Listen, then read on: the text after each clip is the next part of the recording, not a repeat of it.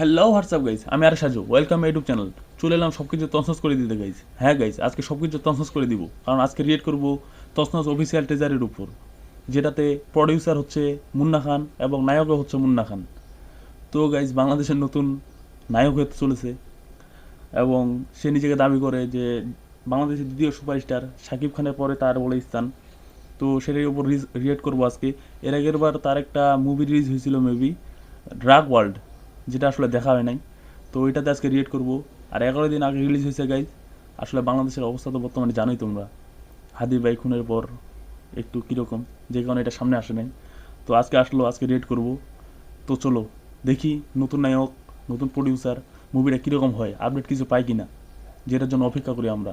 ঢালিউড ইন্ডাস্ট্রিতে যেটাতে কমতি পড়েছে, নতুন নায়ক আসে যদি সেটাতে নতুন কিছু দেয়, তাহলে ইন্ডাস্ট্রিটা একটু আগে যাবে। তো চলো সেটাকে আজকে রিয়েট করব। তো কথা না বাড়িয়ে চলো শুরু করা যাক, let's go. Use headphones for best experience. জি অবশ্যই।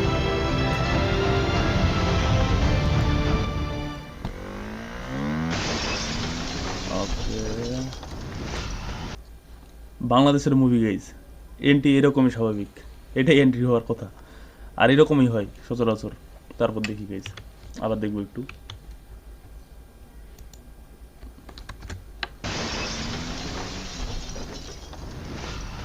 নাম আমার ও, বাদশাহ।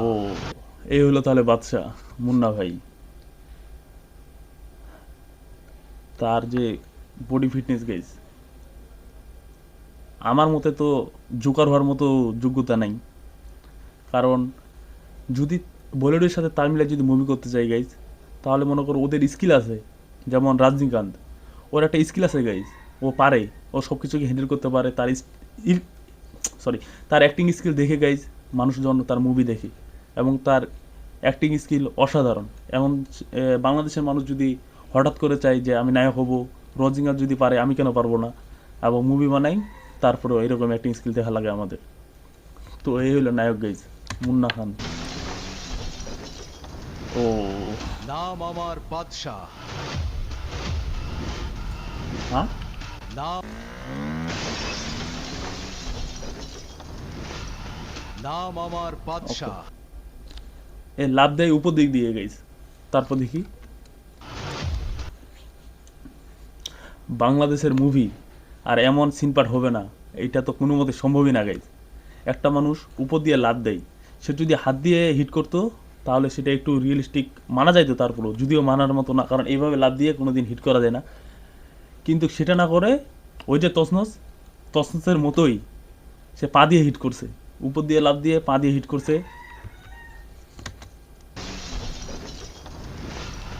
এক, নাম আমার উপর দিয়ে বাদশাহ। লাভ দেয়, পা দিয়ে হিট করে, তারপর আবার এই উল্টাই পাল্টাই সব কিছু তছনছ করে দিয়ে মাটিতে ল্যান্ড করে।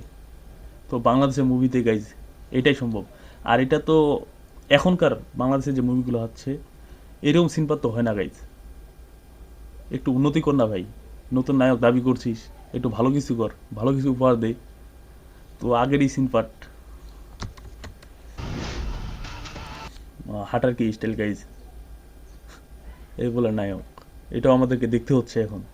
কিছু করার নেই, আমরা হইলাম বাংলাদেশের বোকাচোদা পাবলিক, যা খাওয়াবে তাই আমরা খাই। বাদশাহ কখনো আকাশের ও, চাঁদ। অসাধারণ অসাধারণ অসাধারণ। বাংলার বাঘ, বাংলার বাদশাহ। এটা দেখে গাইজ, এটা দেখে এটাই বুঝাইছে যে এই যে পিছনে আছে মায়ের দোয়া মেডিকেল হল, যারা এই মুভি দেখবে তাদেরকে ওই মায়ের দোয়া মেডিকেল হল থেকে যাই মেডিসিন নিয়ে আসে, নিজেকে একটু সুস্থ রাখতে হবে, নাহলে মারা ফেলতে হবে। এই হলো বাংলাদেশের মুভি। গোপাল ভাড়কে দিয়ে মুভি বানালে কি মুভি হিট হয় গাইজ? এখানে জোকারও মানাবে না। ট্রেজার করতে, ট্রেজারে রিয়েট করতে বসছি গাইজ, ট্রেজার তো এখন দেখতেই হবে। চলো। ধরে না। তসনর মুভির নায়ক, তসনস মুভির টিজার, সব কিছু শুধু ভাঙ্গাভাঙ্গি, আর কিছু নেই। চাঁদ নায়িকা ববি, ওকে। আকাশ থেকে মাটিতে নামিয়ে আনে। এই হলো তসনস মুভিতে চাঁদ, ওকে। চাঁদেরও বদনাম গাইজ, কি বানাচ্ছে, ওকে। এলো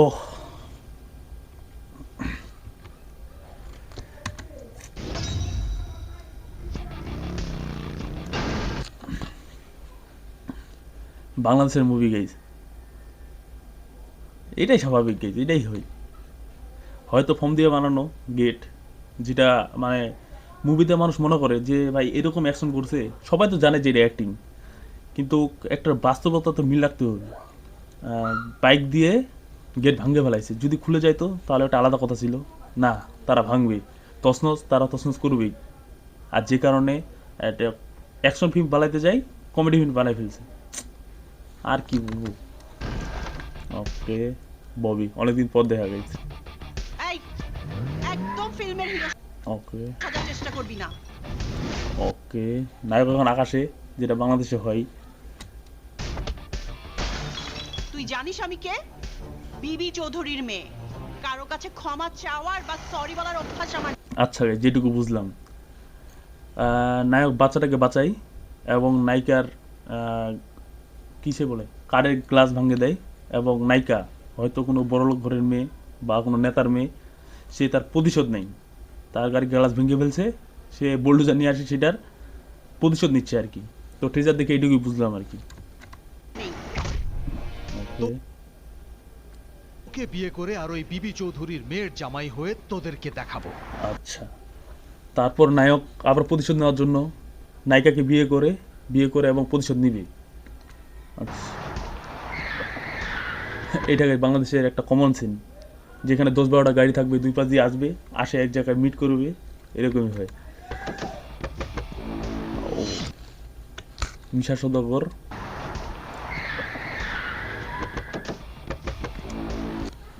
মিশা সওদাগর গাইজ বাংলাদেশের খলনায়ক, একজন উন্নত মানের খলনায়ক। তো গাইজ তার উচিত যে এরকম লো কোয়ালিটি মার্কায় অ্যাক্টিং না করে একটু স্কিপ করে তারপরে অ্যাক্টিং করা উচিত আর কি। কারণ তার একটা নাম ডাক আছে বাংলাদেশ ইন্ডাস্ট্রিতে, তো সেটা যেন ধরে রাখে, তার জন্য তার জরুরি এটা। শুধু ভাঙ্গা ভাঙ্গি গাইজ।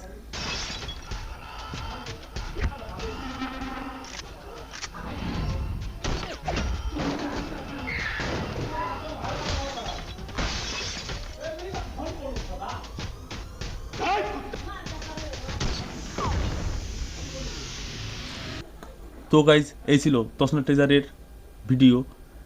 তো গাইজ এরকম মুভি যদি 2026 সালে আসে করে, তো এই মুভি তো পাবলিক খাবে না গাইজ। আর যে নিজেকে দ্বিতীয় সুপারস্টার দাবি করে বাংলাদেশের, তাকে দেখে তো জোকারও মনে হবে না গাইজ। আর সে যদি নিজেকে সুপারস্টার দাবি করে, আর বাংলাদেশে সম্ভব গাইজ এটা, কারণ অ্যাডলব খানের মতো মানুষ যদি বাংলাদেশের সুদর্শন পুরুষ হতে পারে, তাহলে এই মুন্না খান কেন নায়ক হতে পারবে না? উচিত, সে পারবে, নিজেকে দাবি করবে অবশ্যই। হিরো আলম যদি নায়ক হতে পারে, তারপর বউ ব্যবসায়ীরা যদি রাজনীতিবিদ হতে পারে, তাহলে এটা কেমন সম্ভব না? এটাও সম্ভব গাইজ। আর বাংলাদেশে এটাই হয়, যে যার মতো পাচ্ছে সে নাম দিয়ে দিচ্ছে আর কি। তো এই ছিল আজকে ভিডিও। যদি ভিডিওটা ভালো লাগে অবশ্যই লাইক কমেন্ট সাবস্ক্রাইব করে জানাই দিবেন। যদি ভিডিওটা ভালো লাগে গাইজ, তাহলে অবশ্যই লাইক কমেন্ট সাবস্ক্রাইব করে পাশে থাকবেন। দেখা হচ্ছে নতুন কোনো ভিডিওতে, ততক্ষণ ভালো থাকবেন, সুস্থ থাকবেন। আল্লাহ হাফিজ।